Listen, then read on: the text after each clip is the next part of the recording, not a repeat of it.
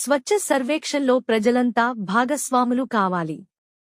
స్వేచ్ఛ సర్వేక్షణలో ప్రజలంతా భాగస్వాములై ఈ ఏడాది విశాఖ మొదటి ర్యాంకును సాధించేలా కృషి చేయాలని 63వ వార్డు కార్పొరేటర్ గారు గల్లా చిన్న అన్నారు.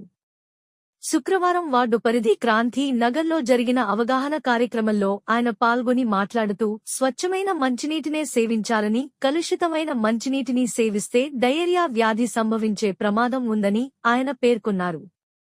తమ గృహాలలో లభ్యమయ్యే వ్యర్థాలను తడిపొడి చెత్తతో పాటు ప్రమాదకర చెత్తగా వేరుచేసి తమ ఇళ్లకు వచ్చే పారిశుద్ధ్య వాహనాలకు అందజేయాలన్నారు.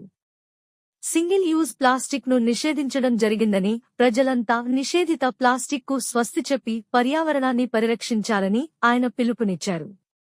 అలాగే ప్రతి శుక్రవారం డ్రైడే పాటించాలని, ఈ డ్రైడే పాటించడం వలన డెంగ్యూ, మలేరియా తదితర సీజనల్ వ్యాధుల విజృంభణను అరికట్టవచ్చని ఆయన తెలిపారు. ఈ కార్యక్రమంలో AMO Sunil Kumar SS, Janardhan sanitary inspector, Ramesh malaria inspector Ravi తదితరులతో పాటు సచివాలయం శానిటేషన్ సెక్రటరీలు, వార్డు మలేరియా సిబ్బంది, స్థానిక ప్రజలు తదితరులు పాల్గొన్నారు.